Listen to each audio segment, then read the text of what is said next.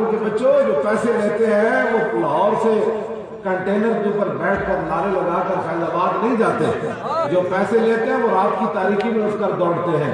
हम 2 दिन लगाए पिंडी से इस्लामाबाद फिर पहुंचते हुए, हाँ, और उसी कंटेनर पर बैठकर दोबारा आए। तो खुदा का खौफ करो, समझ आई बात के नहीं?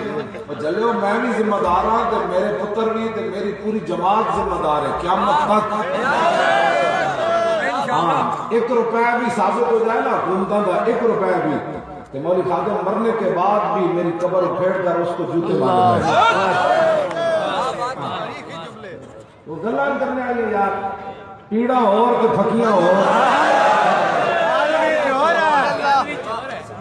जेड़ी दर्द है वो दसो की होया हुजूर, दर्द असल दसन पंजाबी होर तो समझ आई ना, पीड़ा और तो थकियां। दूसरा है कि खोता की गाने गुलकंद की